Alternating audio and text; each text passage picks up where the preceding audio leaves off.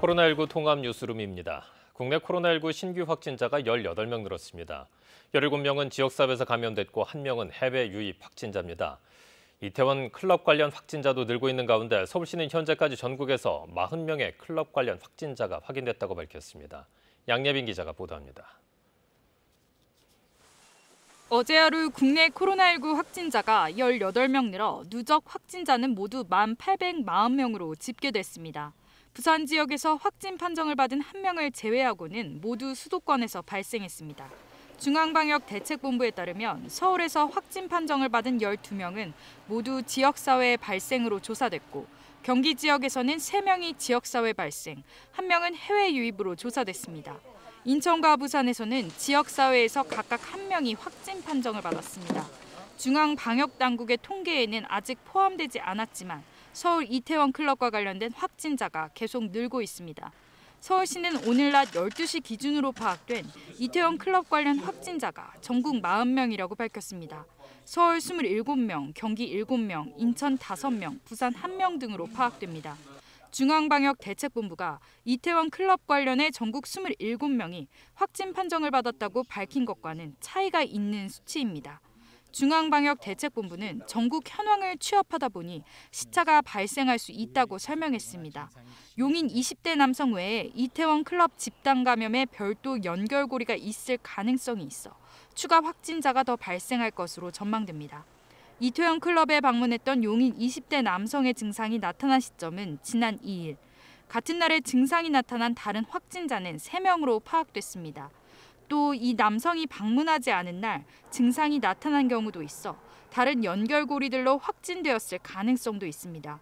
중앙방역대책본부는 여러 시간대에 클럽에 방문했던 사람들이 다 노출됐을 가능성이 매우 높다며 이들의 거주지가 전국에 퍼져 있으면 전국적인 2차 전파가 진행될 수 있다고 밝혔습니다.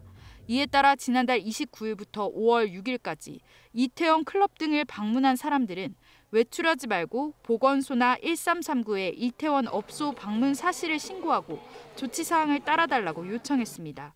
또 유흥시설의 특성상 방문자들이 신분을 드러내기를 원하지 않는 것을 우려해 보안을 유지해 진단검사를 할 것이라고 밝혔습니다. KBS 뉴스 양예빈입니다. 충청북도에서도 이태원 클럽을 방문한 코로나19 확진자가 나왔습니다. 청주에 거주하는 20대 남성으로 백화점에서 사흘간 근무한 사실이 확인됐습니다. 구병배 기자가 보도합니다. 충청북도는 청주에 사는 20대 남성인 임모 씨가 어젯밤 코로나19 양성 판정을 받았다고 밝혔습니다. 임 씨는 지난 5일 새벽 이태원 클럽을 방문했으며 이 클럽은 경기도 용인 66번 확진자가 다녀간 곳입니다. 임 씨는 클럽에 함께 간 친구가 코로나19 확진 판정을 받자 선별진료소를 찾아 검사를 받았습니다. 임 씨는 잠복기인 지난 6일부터 사흘 동안 청주에 있는 현대백화점 충청점 1층 매장에서 근무한 것으로 확인됐습니다. 방역당국은 임 씨가 사람들이 붐비는 백화점에서 일한 만큼 접촉자 파악을 위해 근무처를 공개했다고 밝혔습니다. 임 씨는 택시나 버스 등 대중교통을 이용해 출퇴근했으며 근무하거나 이동할 때 모두 마스크를 착용한 것으로 파악됐습니다. 다만 예방 차원에서 함께 근무한 직원 3명과 택시기사 1명을 자가격리 조치했습니다. 현대백화점 충청점은 시설 방역을 마친 뒤 오늘 하루 임시 휴점했습니다. 방역 당국과 방역 후에 영업을 재개해도 된다는 의견을 받았으나 고객과 직원의 안전을 위해 임시 휴점을 결정했습니다. 임 씨는 현재 격리 치료 중이며 임 씨의 감염으로 충북 내 확진자는 48명으로 늘었습니다. KBS 뉴스 구병입니다. 이태원 클럽에 다녀온 부산 거주자 1명이 확진됐습니다. 부산시 보건당국은 밤사이 부산 진구에 거주하는 20대 남성 1명이 추가로 확진 판정을 받았다고 밝혔습니다. 이 남성은 지난 2일 새벽 서울 이태원 클럽에서 용인 66번째 확진자와 같은 시간대에 머물러 접촉한 것으로 보여 자발적으로 병원 선별진료소를 찾아 검사를 받았으며 코로나19 양성 판정을 받았습니다. 보건당국은 이 20대 남성의 국내 동선과 접촉자 등을 역학조사하고 있습니다. 오늘부터 서울 시내 클럽과 감성주점 등 유흥시설에 대한 이용이 전면 금지됩니다. 박원순 서울시장은 오늘 오후 2시 긴급 브리핑을 열고 이태원 클럽 관련 확진자 증가에 따라 오늘부터 상황이 종료될 때까지 시내 유흥시설 2,154곳에 대한 집합 금지 명령을 내린다고 밝혔는데요. 브리핑 내용 직접 들어보시겠습니다. 서울시는 지금 이 순간부터 적시, 클럽, 감성주점, 콜라텍, 룸살롱 등 모든 유흥시설에 대해서 집합 금지 명령을 발령합니다. 이 순간부터 해당 시설은 영업을 중지하여야 하고 위반하는 경우 엄중한 처벌을 받게 될 것입니다. 사실 우리는 코로나19로 인한 많은 불편과 큰 고통, 심각한 경제적 피해를 감내하면서 이 감염병과 열심히 싸워왔습니다. 그 결과 K방역으로 세계 모범이라는 평가를 받았고 우리는 자랑스러워했습니다. 조심스럽게 등교 개학을 준비하고 있었고 또 노인정을 나갈 수 있을 것이라는 기대도 하던 중이었습니다. 그런데 단 몇 사람의 부주의 때문에 이 모든 노력이 물거품이 되어야 하겠습니까? 5월 6일 양성 판정을 받은 경기 용인 확진자가 5월 1일에서 2일 새벽까지 다녀간 용산 이태원 클럽들에서 집단 감염이 발생해서 서울시는 지금까지 27명이 코로나19로 확진되었습니다. 어제 브리핑 이후에도 오늘 12시 기준 16명이 확진자로 추가됐습니다. 가족과 지인을 포함한 수치입니다. 이태원 관련 전체 확진자 수는 40명에 이르고 있습니다. 서울시가 27명, 경기도가 7명, 인천이 5명, 부산이 1명 이렇게 됩니다. 앞으로 이 추가 검사 결과 아마도 이 추가 확진자의 숫자는 더욱 늘어날 것으로 추정되고 있습니다. 서울시는 7일부터 신속 대응반을 구성해서 이태원 클럽 집단 감염에 대해서 신속하게 대응하고 지역 확산을 조기에 차단하려고 노력해 왔습니다. 4월 30일부터 5월 5일까지 이태원의 킹, 트렁크, 퀸, 소호, HIM 클럽 방문자에 대해서 전수 검사와 2주간 자가격리를 실시하고 있고 지금 파악되는 대로 이러한 시행을 하고 있습니다. 또한 이태원의 다른 클럽 방문자의 경우 증상 발생 시 즉각 검사를 실시하도록 하겠습니다. 이번에 문제가 된 이태원 클럽들에서 작성된 명단을 확인한 결과 상당 부분 부실하다는 것을 확인하게 됐습니다. 구체적으로 출입자 명부 1946명 중에 겨우 637명만 통화가 됐고 나머지 1309명은 아직도 불통 상황입니다. 그래서 확인이 되지 않고 있는데요. 서울시는 이 전화 불통자 1309명에 대해서 경찰과 함께 조속한 시간 내에 반드시 검사받도록 조치하겠습니다. 따라서 그 이전에 자발적으로 검사에 응해줄 것을 강력히 권고합니다. 서울시는 연휴를 앞두고 시민 여러분께도 방역의 주체로서 책임감 있는 원칙을 지키고 또 사회적 거리두기를 적극적으로 참여해온 시민 모두를 위협에 빠뜨리게 해서는 안 된다고 생각하고 있습니다.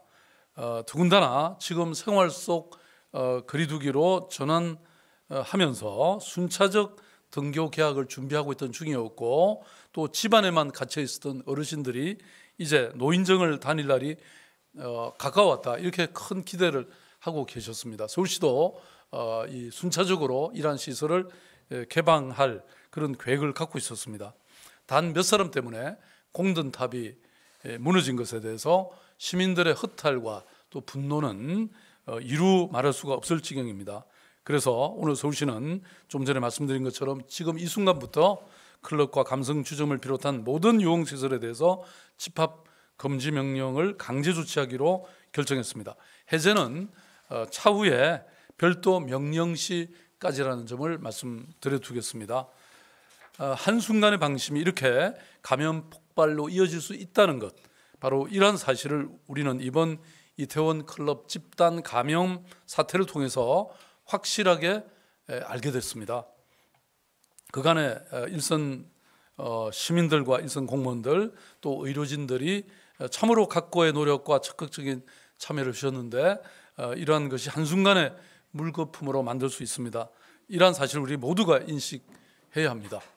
따라서 무엇보다도 시민 한 분 한 분이 방역의 주체로서 더욱 큰 책임감을 가지고 생활해 주실 것을 부탁드리고, 또한 사회적 거리두기가 생활 속 거리두기로 바뀌었다고 할지라도 코로나19 이전으로 돌아갈 수는 없습니다. 이 점을 다시 한번 깊이 생각하셔서 나와 또 우리 사회의 안전을 위해서 철저히 생활 방역에 힘써 주시기를 다시 한번 부탁드립니다. 서울시는 앞으로 여전히 코로나19와의 싸움 최전선에 있겠습니다. 서울시의 백신은 변함없이 시민 여러분들입니다. 자, 이 시점에서 걱정되는 부분, 이태원 클럽과 관련된 확진자가 더 늘어날 수 있다는 겁니다. 때문에 힘겹게 안정화 단계에 접어든 코로나19가 다시 지역사회로 확산하는 것은 아닌지 우려가 커지고 있습니다. 이효연 기자가 보도합니다. 용인 20대 남성 확진자 A씨가 이태원 클럽을 찾은 시간은 지난 2일 새벽입니다. A씨는 클럽을 다녀온 뒤 39도가 넘는 고열과 설사 증세를 보였습니다. 방역 당국이 우려하는 건 이 클럽 방문 시기입니다. 코로나19는 증상 발현 이틀 전부터도 강력한 전파력을 갖기 때문입니다. 바이러스의 양이 상당히 높은 거를 알 수 있어서 전염 시기가 높은 시기에 시설을 방문을 했고, 또 불특정 다수가 밀폐된 공간에서 밀접하게 접촉하는 클럽의 특성도 전파 확산의 우려를 키웁니다. 집단 발병할 수 있는 모든 조건을 다 갖춘 거예요. 그러니까 밀집 시설이고 마스크 쓰기 힘든 상황인데 또 접촉자 확인하기 힘든, 그러니까 이런 조건들이 다. 또 A씨와 접촉한 뒤 확진된 클럽 방문자들은 나이대가 10대에서 30대까지 젊다는 것도 우려되는 부분입니다. 젊은 층엔 감염돼도 증상이 없거나 가벼운 경우가 많습니다. 이 때문에 감염을 인지하지 못하고 일상생활을 할 경우 조용한 전파자가 될 수 있습니다. 특히 요양원 등 고위험 시설에 전파될 경우 노약자 피해가 우려됩니다. 실제로 20대 확진자는 전체 확진자의 27%로 가장 많지만 사망자는 한 명도 없었습니다. 반면 70대 이상 확진자는 11%로 20대의 절반에도 미치지 못하지만 사망자는 77%를 차지합니다. 젊은 세대 안에서만 유행하다가 끝나는 게 아니라 결국은 윗세대 아랫세대로 옮겨가게 되니까 세대 간의 차이가 있다는 것을 인식하고 조금 조심하는 노력이 필요하겠죠. 방역당국은 클럽 방문자들에게 몸 상태를 잘 살피고 이상이 있으면 즉각 신고해야 한다고 강조했습니다. KBS 뉴스 이효연입니다. 대구시가 마스크 없이 대중교통 등을 이용하면 처벌할 수 있다는 행정명령을 내리면서 논란이 가열되고 있습니다. 방역을 위한 불가피한 조치라는 입장과 시민의식을 무시한 권위주의적 행정이라는 비판이 맞서고 있습니다. 이한희 기자가 보도합니다.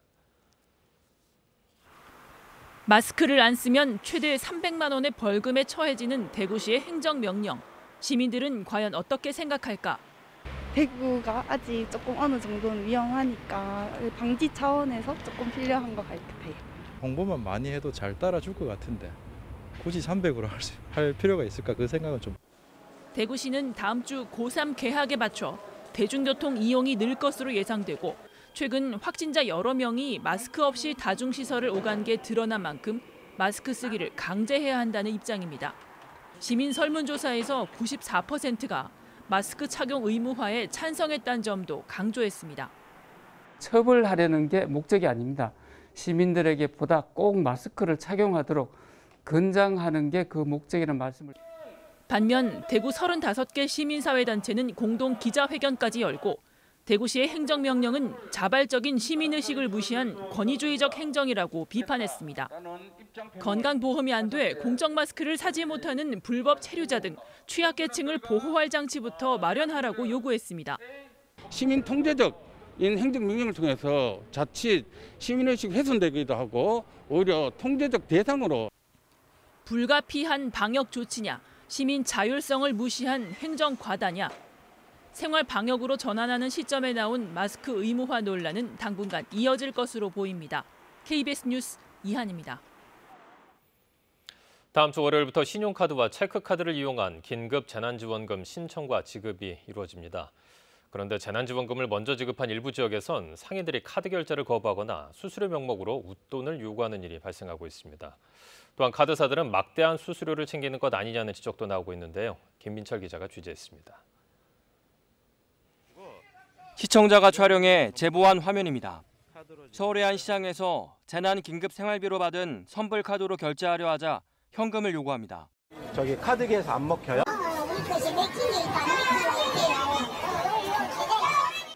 하지만 선불카드는 일반 카드 결제기에서도 쓸 수 있습니다. 어려우신 분들을 도와드리려고 한 건데 오히려 소상공인 분들이 악용을 하는 건 아닌가라는 생각이 드는 거예요. 경기도에선 카드 결제에 수수료나 부가세 명목으로 최고 10%의 웃돈을 요구하는 점포 15곳이 적발됐습니다. 하지만 지원금 사용이 집중될 것으로 보이는 연매출 3억 원 이하 가맹점은 수수료가 신용카드는 0.8%, 체크카드는 0.5%에 불과합니다. 또 부가세는 카드나 현금이나 똑같이 10%. 결국 카드 결제 차별은 매출을 숨겨 세금을 적게 내려는 꼼수로 보입니다. 카드를 안 받거나 수수료를 소비자에게 부담시키면 1년 이하 징역, 1,000만 원 이하 벌금형에 처해질 수 있습니다. 카드사도 재난지원금으로 이익을 보는 건 사실입니다. 전 국민 긴급 재난지원금은 쓰기 편한 신용 체크카드로 10조 원 정도 신청이 몰릴 것으로 보이는데 그러면 수수료 수입만 수백억 원입니다. 시스템 구축과 자금 조달에 비용이 든다지만 수입에 비하면 적은 돈입니다. 코로나 정책 자금의 취지에 맞게 수수료를 할인한다든지 또는 포인트를 역으로 소상공인한테 제공을 한다든지 이런 정책을 좀 펼 수 있으면 좋겠다고 생각됩니다. 생계 지원과 소비 촉진을 위한 재난지원금. 카드 거부나 수수료 때문에 쓰지 않는다면 상인들이나 카드사들도 손해일 뿐입니다. KBS 뉴스 김민철입니다.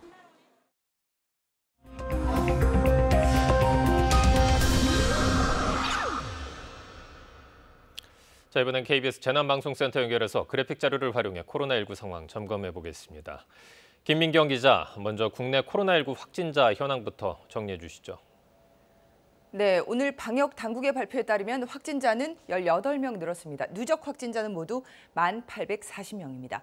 이 가운데 격리 중인 환자는 1,000여 명으로 전체의 10% 아래로 내려갔습니다. 오늘 주목할 만한 부분은 신규 확진자 수가 늘어난 데다 지역사회 감염 사례가 17명으로 대다수라는 점인데요. 특히 서울과 인천, 경기 수도권 지역에서 16명으로 대부분을 차지했습니다. 최근 추세와 달라진 부분인데요. 최근 한 달여간 상황을 보면 신규 확진자는 꾸준히 줄고 붉은색으로 표시되고 있는 해외 유입의 비중이 컸습니다. 특히 최근 열흘간만 봤을 때 파란색으로 보이는 지역사회 감염 사례는 거의 나오지 않았습니다. 그런데 이틀 전에 한 명의 지역사회 확진자가 발생한 후에 오늘은 17명까지 크게 늘어난 겁니다. 게다가 추가 확진자는 대부분 이태원 클럽 방문 관련 확진자로 파악됩니다. 용인에서 확인된 첫 확진자 이후에 지금까지 방역 당국이 확인한 이태원 클럽 관련 확진자는 모두 27명에 이르는 걸로 확인됐습니다. 서울시 최근 발표에는 이보다 더 많은 40여 명이 확인됐습니다. 자, 그래서 어제 오늘 참 걱정이 많아진 상황인데요. 지금 상황에서 주의해야 할 점들 살펴보죠. 네, 지금 상황에서는 최대한 빠른 확진자 파악이 중요합니다. 클럽 방문 확진자들은 지난 2일과 4일, 5일 이태원 클럽을 방문했습니다. 이를 전후해서 지난달 30일부터 이달 5일까지 연휴 기간에 이태원 클럽을 방문했을 경우에는 감염에 노출됐을 가능성이 크기 때문에 적극적으로 신고 후에 방역 당국의 조치에 따라야 합니다. 또 최대 잠복 기간 2주를 고려한 오는 19일까지 추가 확진자가 계속 나올 가능성이 있어서 경계가 필요합니다. 특히 확진자가 고령층과 2차, 3차 접촉이 이뤄질 경우에는 위험할 수 있습니다. 젊은 층에서의 치명률은 0.2%가량이지만 70대로 가면 10.9%, 80대에선 25%까지 높아지기 때문입니다. 이번 주말에 다수가 모이는 밀폐된 장소는 피해 주시고요. 개인위생 수칙도 철저히 지켜야겠습니다. 지금까지 재난방송센터에서 KBS 뉴스 김민경입니다. 코로나19 여파로 미국의 지난달 실업률이 14%대로 치솟았습니다. 미국 백악관 경제참모는 다음 달 실업률이 25%에 이를 수 있다는 전망을 내놓기도 했는데요. 하지만 코로나 사태가 종식된다면 일자리가 빠르게 회복될 수 있다는 관측도 나오고 있습니다. 뉴욕에서 김철우 특파원이 보도합니다. 미국 노동부는 지난달 비농업 일자리가 2,050만 개 감소했다고 밝혔습니다. 지난달 실업률도 14.7%로 폭등했습니다. 지난 2월까지만 해도 반세기 만에 최저 수준을 자랑했던 미국 실업률이 코로나19 사태로 직격탄을 맞은 겁니다. 미국 언론들은 4월 실업률이 2차 세계대전 이후 가장 높았고 일자리는 대공황 이후 최대폭 감소를 기록했다고 전했습니다. 이번 달 고용지표가 더욱 좋지 않을 것이란 관측도 나옵니다. 케빈 해싯 백악관 경제선임 보좌관은 4월 실업률이 최악은 아니라면서 벌써 증가세를 보이고 있다고 말했습니다. That this data comes from, we've probably added about another 4 or 5% to the unemployment rate, and so probably the next number will be a little bit higher than this. 5월 실업률이 25%에 이를 수 있지만 그 이후 고용시장이 빠른 속도로 정상화될 것이라고 언급했습니다. It's probably going to be best to look at, as you said, the U6, and so that's at 22%. It'll probably be 25% in the next report, and then hopefully from there it'll start to head back in the right direction. 이 같은 전망을 뒷받침한 근거는 실업률 조사 과정에 실직자 10명 가운데 8명이 일시 해고된 것으로 답변했다는 겁니다. 코로나19 사태가 진정되는 대로 상당수가 일터로 복귀할 것이란 관측이 나오는 이유입니다. 트럼프 대통령은 폭스뉴스와 인터뷰에서 사라진 일자리들은 곧 되돌아올 것이란 낙관적 주장을 내놨습니다. 뉴욕 증시는 미국의 고용지표가 우려보다는 덜 나빴다는 평가에 힘입어 상승했습니다.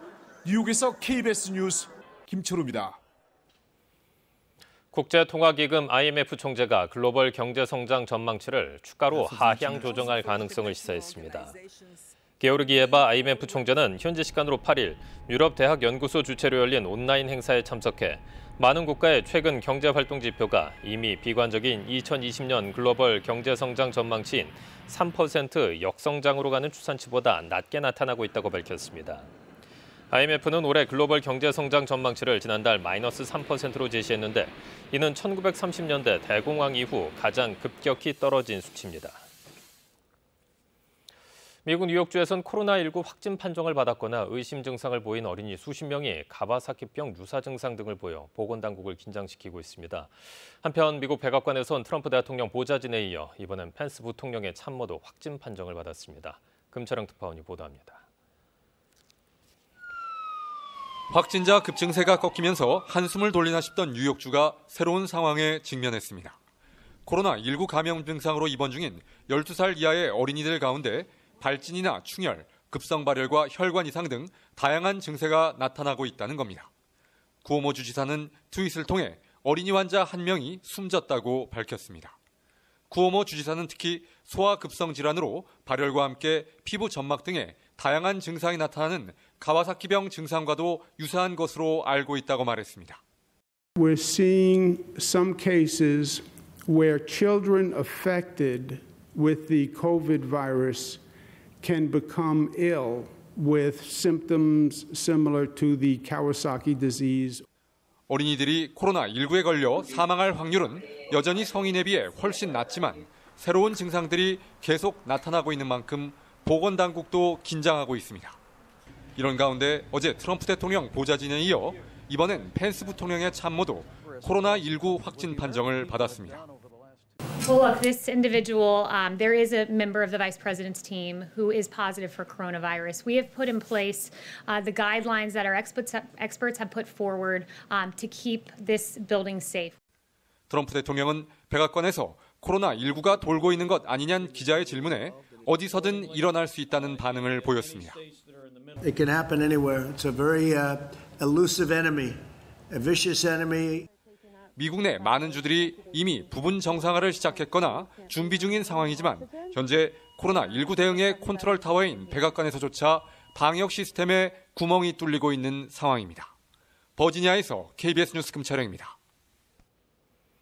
일본군 위안부 피해자 이용수 할머니가 일본 대상원 앞 수요 시위를 주관해온 정의기억연대 후원금 사용이 불투명하다며 더 이상 수요 시위에 참여하지 않겠다고 해 파문 일고 있습니다. 정의기억연대는 사실과 다르다고 반박했지만 논란은 계속되고 있습니다. 양민철 기자가 보도합니다.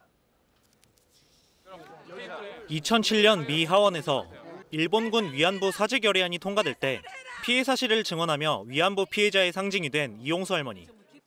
기자회견을 통해 정의기억연대, 정의연의 후원금 사용이 불투명하다고 비판했습니다. 그러면서 앞으론 수요 시위에도 참여하지 않겠다고 말했습니다. 학생들 기금이 어디 쓰인다는 걸 모르신다는 거죠? 그렇죠. 그 내놔놓고 보이지요. 그 학생들도 무슨 돈이 있습니까? 돈 없어요. 그러니까 이 수요 집회가 그게 도움이 안 돼요. 이 할머니의 주장에 정의연은 후원금은 피해자 지원 쉼터와 수요 시위, 피해자 소송 지원 활동 등에 사용된다며 이 할머니에게 지급한 후원금 영수증도 공개했습니다. 홈택스 들어가면 다 볼 수 있게 돼 있고요. 그리고 그동안에 기부금 내역이라든지 그리고 할머니들께 지급했던 내역은 저희가 다 가지고 있습니다. 자료로. 네. 정의연의 전 이사장인 윤미향 더불어시민당 비례대표 당선인도 SNS를 통해 후원금 사용 내역은 철저한 회계 감사를 거쳐 공개되고 있다면서 이 할머니의 발언이 위안부 피해자들의 명예를 훼손하는데 악용되지 않기를 바란다고 말했습니다. 반면 이 할머니와 함께 기자회견을 준비한 최용상 가자평화인권당 대표는 정의연과 윤 당선인의 주장이 사실과 다르다고 주장합니다. 이거에 대한 공개가 없었다는 거잖아요. 할머니 얘기는. 그리고 그 관련된 돈에서는 자기가 하나도 받은 게 없다고 하는 거잖아요. 이 할머니의 발언을 둘러싼 논란이 커지는 가운데 정의연은 다음 주 월요일 기자회견을 열겠다고 밝혔습니다. KBS 뉴스 양민철입니다. 네팔 안나푸르나 눈사태 사고로 숨진 한국인 교사 4명에 대한 화장 절차가 현지에서 진행되고 있습니다. 외교당국과 현지 산악계 등에 따르면 유족의 동의에 따라 지난 7일부터 수도 카트만두에서 희생자 화장 절차가 시작돼 매일 1명씩 3명에 대한 화장이 이루어지고 있습니다. 남은 희생자 1명 관련 일정은 아직 잡히지 않았습니다. 이에 국내 이송 일정은 미정입니다. 추가 봉쇄 조치가 오는 18일까지 계속되고 국제선 운항은 이달 31일까지 모두 중단됐기 때문입니다. 현재 전국이 흐린 가운데 중북부와 영남 해안 지역에는 비가 내리고 있습니다. 앞으로 중부와 전북 북부, 경북 북부와 영남 해안 지역에는 5mm 안팎의 비가 더 내리겠는데요. 남부 곳곳에서는 오늘 밤까지 비가 내리다가 그치겠지만 중부와 전북 북부에서는 내일 아침까지 비가 이어질 것으로 보입니다. 또 밤부터 내일 오전 사이에는 안개가 짙게 끼는 곳이 있겠습니다. 낮부터는 전국의 하늘이 맑아지겠습니다. 내일 아침 기온은 서울, 광주 14도, 청주, 대구 15도로 예상됩니다. 낮 기온은 서울 22도, 청주와 대구가 23도, 광주 20도로 오늘보다는 2도에서 5도 정도 높겠습니다. 바다의 물결은 남해와 동해상에서 다소 높게 일겠습니다. 모레 오후부터는 경기 동부와 강원 영서 지역에 또다시 비가 오겠습니다. 기상정보였습니다. 코로나19 통합 뉴스룸을 마칩니다. 고맙습니다.